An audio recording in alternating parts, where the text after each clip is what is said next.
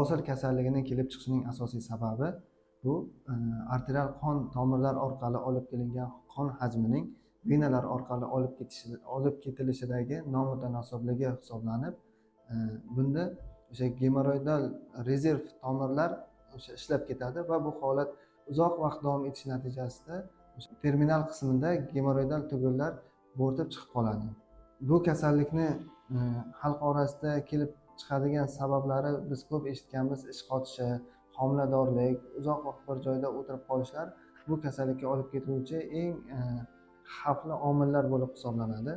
Gemoroidal tugunlarni uy sharoitida davolash to'g'risida ijtimoiy tarmoqlarda ma'lumotlar juda ham ko'p. Biz bu ma'lumotlarga qo'shilmaymiz, chunki gemoroidal tugunlarning har qanday darajasida ham qon ketish belgilari kuzatiladi.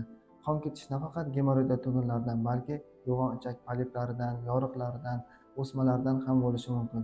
Shuning uchun albatta shifokor nazoratda bo'lishingizni tavsiya qilamiz va har 35-40 yoshdan oshgan bemorlarda rejali ravishda kolonoskopiya amaliyotini o'tkazishingizni tavsiya etamiz. Yaqinda rejalashtirilgan amaliyotimizda bir bemorimizda o'sha kolonoskopiyaga nisbatan qo'rquv bo'lganligi sababli xirurgik amaliyot davrida kolonoskopiya rejalashtirildi va o'sha yerda bemorimizdan yo'g'on ichak o'smasi aniqlandi. Biz buni histologiyaga olib ko'rganimizda adenokarsinoma jibr, ya'ni yomon sifatli o'sma borligi aniqlandi. Shuning uchun 35-40 yoshdan oshgan bemorlarda standart ravishda kolonoskopiya amaliyotidan o'tishini so'rab qolamiz.